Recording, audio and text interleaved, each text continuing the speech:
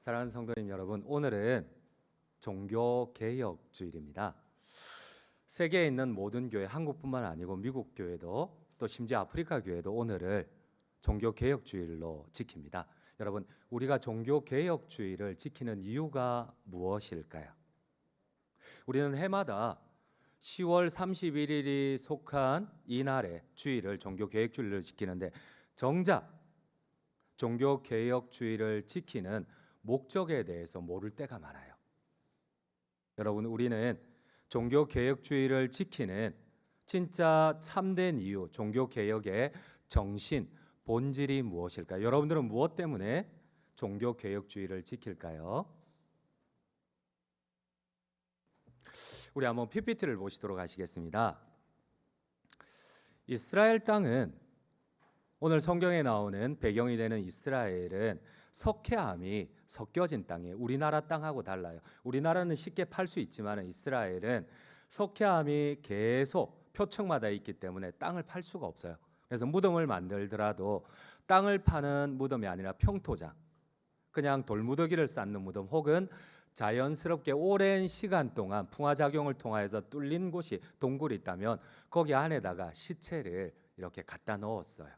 근데 문제가 있습니다. 이러한 무덤은 주의 깊게 보지 않으면은 분별을 못해요. 그래서 순례객들이 밤에 추위와 이슬을 피하기 위해서 무덤인 줄 모르고 동굴에 들어가거나 접촉하기 쉬웠습니다. 그러다 보니 문제가 있습니다. 저기 위쪽 갈릴리에서 보름 동안 이 6월절에 예루살렘에 와서 성전에 올라가기를 소망했던 사람이 무덤인지 알지 못하고 밤에 저곳에서 이렇게 이슬을 피하기 위해서 저 무덤에 들어가 버리면 예루살렘 성전에 들어갈 수가 없어요. 우리 한번 성경을 함께 읽도록 하겠습니다. 민수기 19장 16절입니다. 누구든지 들에서 칼에 죽은 자나 시체나 사람의 뼈나 무덤을 만졌으면 이래 동안 부정하리니. 그렇습니다. 자기가 모른 채 저 무덤에 접촉한 사람들은, 많은 순례객들이 예루살렘 성전에 올라갈 수가 없어요. 그래서 예루살렘은 6월절이 되면은 이 예루살렘 주변에 있는 모든 무덤에 하얀 페인트 칠을 합니다. 그것을 오늘 성경에 보면 회칠이라고 합니다. 부지불식간이라도 저 무덤에 접촉하지 않도록 순례객들이 저 무덤을 만지거나 저 안에 들어가지 않도록 하얀 페인트 칠을 합니다. 이게 문제입니다. 이렇게 하여 6월절이 되면은 회칠한 무덤은, 이 예루살렘 주변의 회칠한 무덤은 겉으로 보기에는 햇볕을 받을 정도로 하얗고 빛이 번쩍번쩍합니다. 그런데 그 안에는 썩어가는 시체가 있습니다. 겉으로 보기에는 하얀, 깔끔하니 아름답습니다. 그런데 그 안에는 시체가 부패되고 썩어가고 있습니다. 그런데 오늘 주님께서 종교개혁의 본질이, 종교개혁의 정신이 무엇인지 우리에게 가르쳐 줍니다. 사랑하는 성도님 여러분, 혹시 우리가 겉으로는 누구보다도 경건한 종교인인 척하지만 우리 안에는 겉으로는 하얀 회칠로, 페인트칠로 장식되어 있지만 우리 속은 시체처럼 부패되고 썩어가고 있지는 않습니까? 우리가 종교개혁주의를 해마다 지키는 이유가 무엇입니까? 그렇습니다. 특별히 종교개혁주의를 지키는 목적, 본질은 바로 이것입니다. 우리 한번 오늘 본문 27절을, 주님의 책망을 한번 들어보시길 바랍니다. 27절입니다.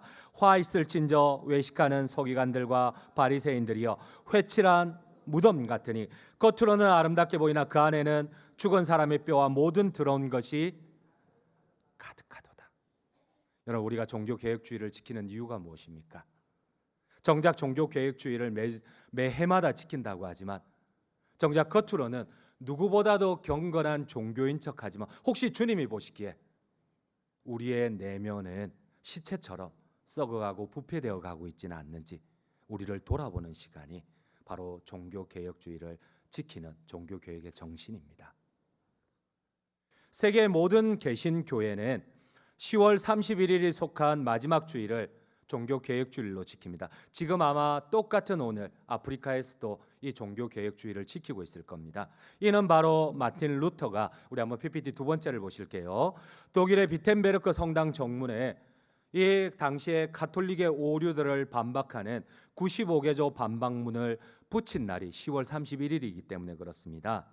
1517년 10월 31일에 독일의 작은 도시 비텐베르크 캐슬 성당 정문에 이 마틴 루터가 로마 교회가 잘못하고 있던 성경의 오류들을, 특별히 면죄부 사건을, 위에 95개조 가운데 가장 서두의 5개조는 바로 이 캐슬 성당에 붙였던 바로 가톨릭의 잘못입니다. 면죄부 사건입니다. 당시 로마 가톨릭은 여러분들 보시는 저것만 사면은 구원을 얻을 수가 있다고 그랬습니다.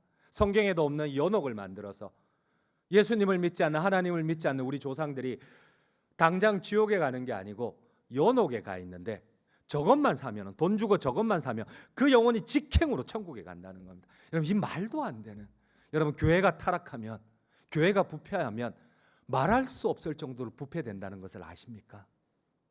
여러분, 초대 교회에 오순절 다락방에 성령의 놀라운 은혜와 권능으로 시작된 교회가 여러분 타락하면 끝이 없습니다.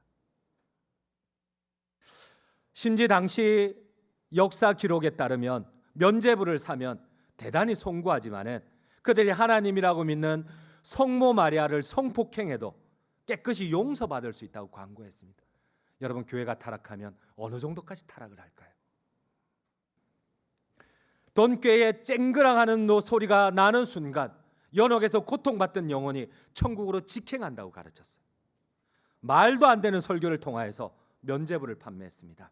또한 교황청에 문장이 새겨진, 여러분들 교황에 보면, 옷에 보면 이 그리스도의 십자가가 새겨져 있습니다. 그 십자가는 예수 그리스도가 숨진, 달린 그 십자가와 동일한 효력을 나타낸다고 그렇게 가르쳤어요. 루터는 95개조 반박문을 통하여서 중세 교회의 부패와 변질, 탐욕을 신랄하게 비판을 했습니다. 그렇습니다. 여러분, 우리가 해마다 종교 개혁주의를 지키는 이유가 무엇입니까?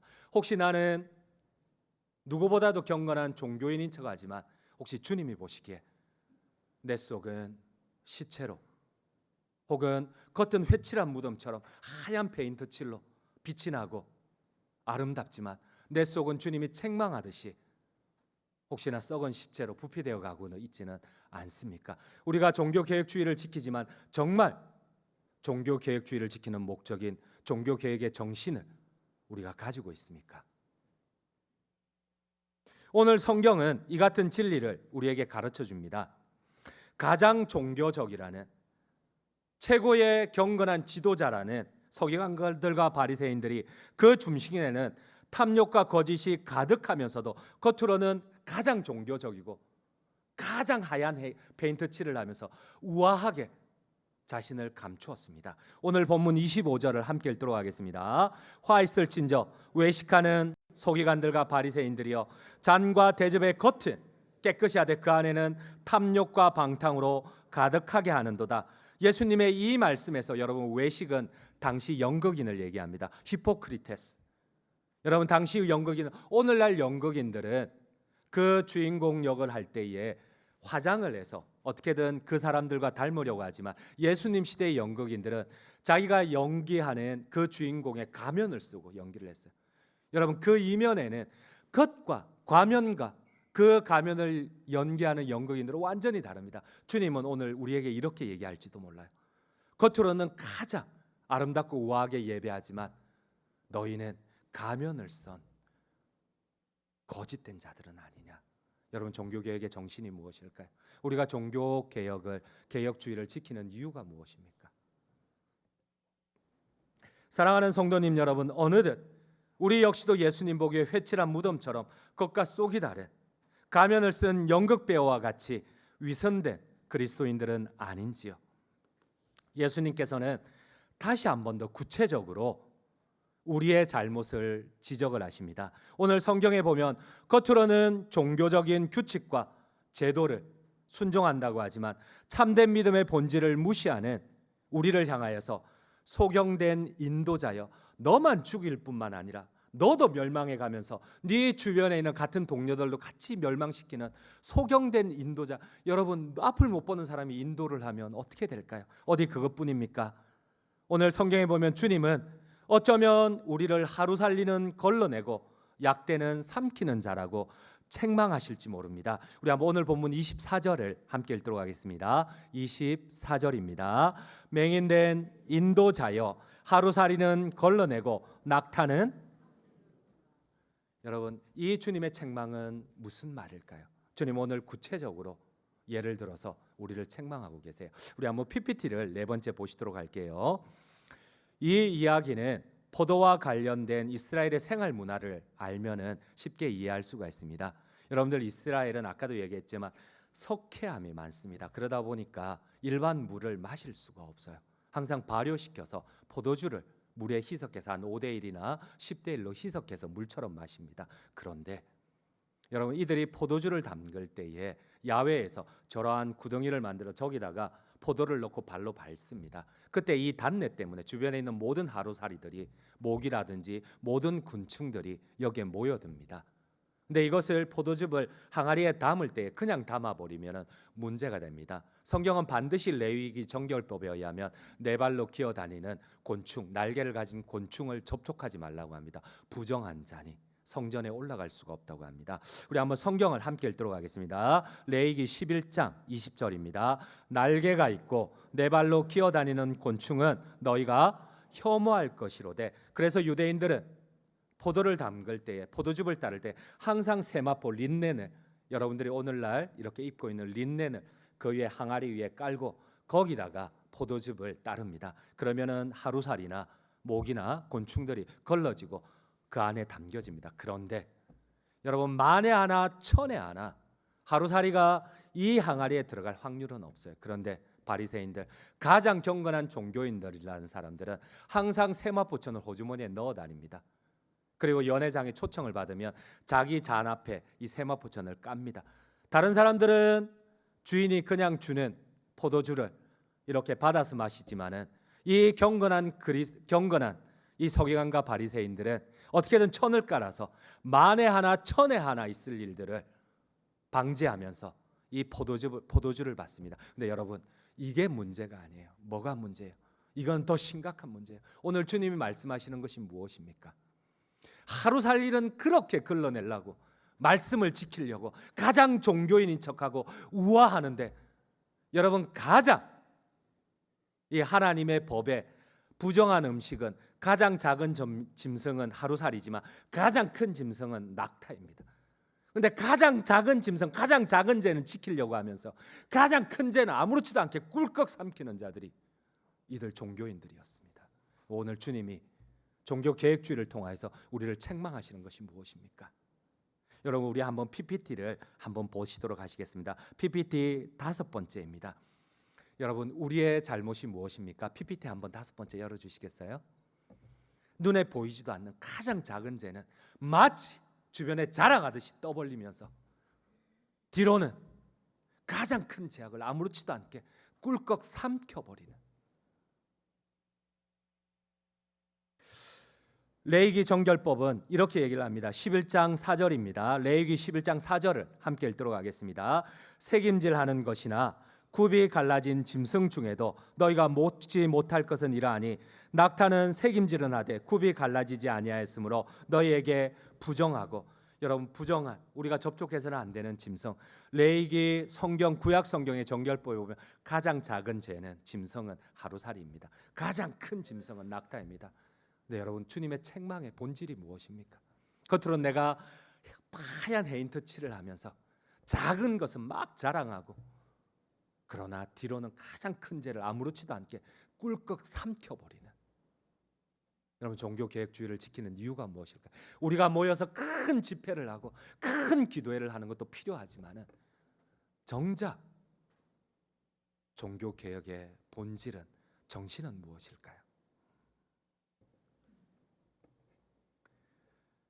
그렇습니다. 바리새인들은 하루살이 같이 작은 죄는 짓지 않으려고 까다롭게 세마포천도 가지고 다니면서 자랑하면서, 근데 정작 가난한 과부의 생명과도 같은 자산은 낙타처럼 꿀꺽 삼키는 자들이 그들이었습니다. 여러분 혹시 나는, 교회는 타락하면 걷잡을 수 없이 타락합니다. 부패합니다.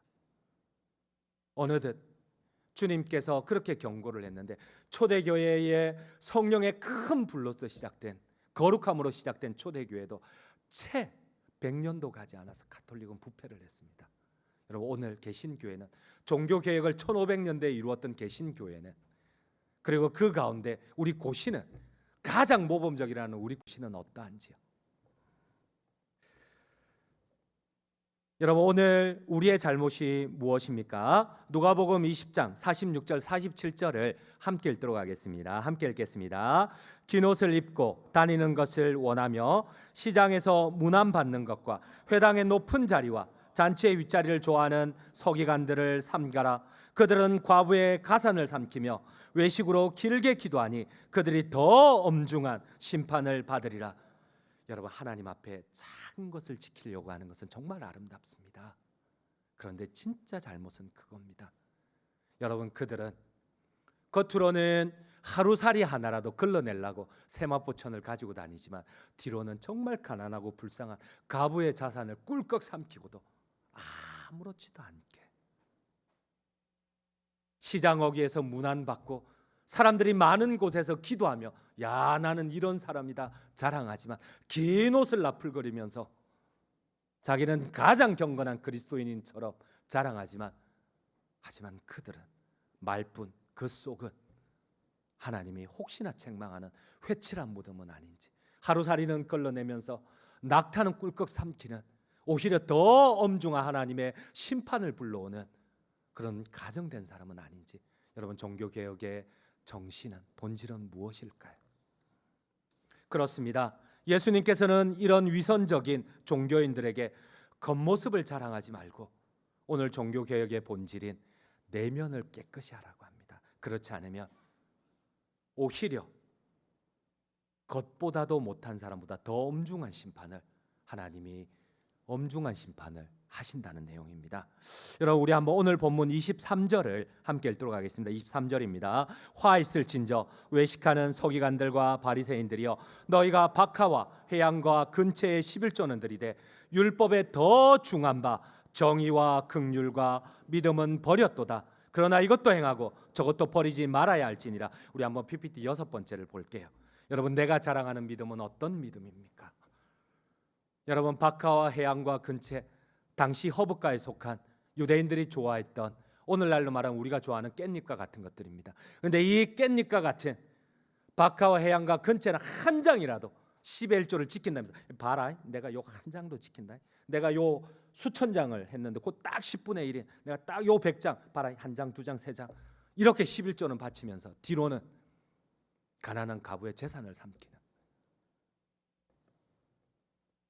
문제는 이렇게 깻잎 한 장도 헤아려 율법을 지켰는데 정말 소중한 것, 너무도 중요한 것은 헌신짝처럼 버립니다. 오늘 주님이 우리의 내면을, 너희 안을 깨끗이 하라고 하는 것이 무엇입니까? 바로 하나님의 공의를 지켜라, 하나님의 믿음을 지키라는 겁니다. 하나님의 정의를 하수같이, 공의를 하수같이 흘려보내라는 겁니다. 우리 한번 23절을 다시 한번 천천히 한번 읽어보도록 하겠습니다. 화 있을진저 외식하는 서기관들과 바리새인들이여, 너희가 박하와 해양과 근처에 11조는 들이되 율법에 더 중한 바 정의와 긍휼과 믿음은 버렸도다. 그러나 이것도 행하고 저것도 버리지 말아야 할지니라. 사랑하는 성도님 여러분, 그런데 참으로 아이러니한 사실은 종교개혁자들의 후예들인 우리 기독교가 현대에 와서는 예수님 당시에 가장 경건하다는 위선적인 이 종교인들처럼 주변에 책망을 받고 있는 것 아십니까?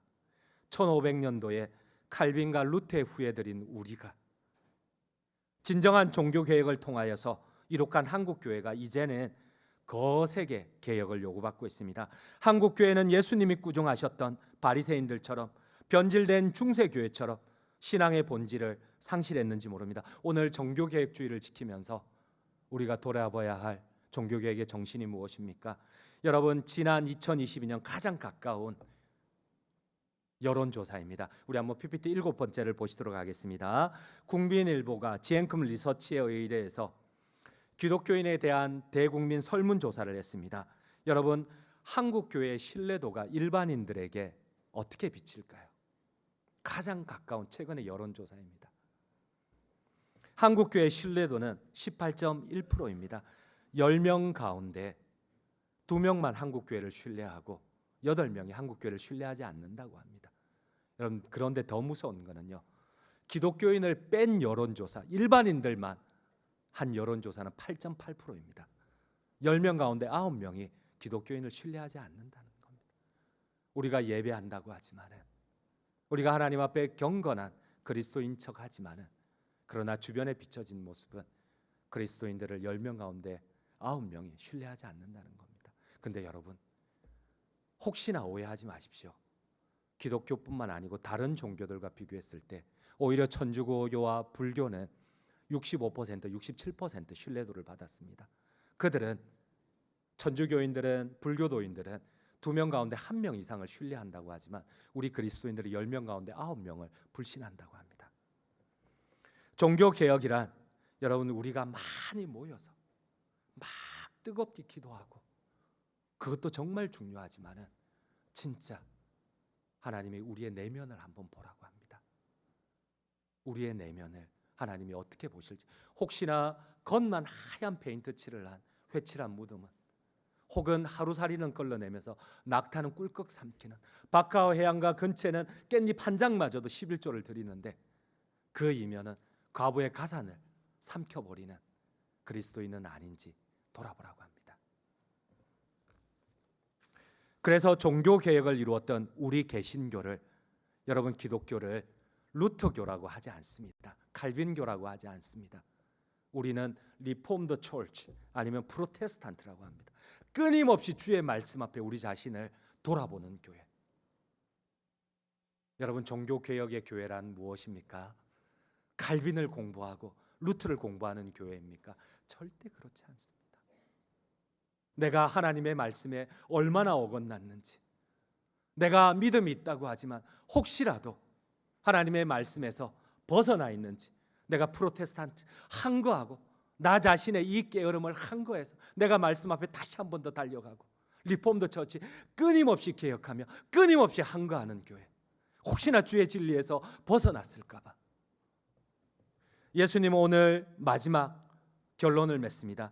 너희가 너희 조상의 분량을 채우라는 겁니다. 여러분, 내가 또 범죄했는데 하나님이 참으십니까? 내가 또 범죄했는데 하나님이 참으십니까? 맞습니다. 하나님은 끊임없이 참으십니다. 근데 오늘 하나님이 이렇게 경고를 합니다. 너희 조상의 분량을 채워라. 하나님이 1000년을 참으셨어요.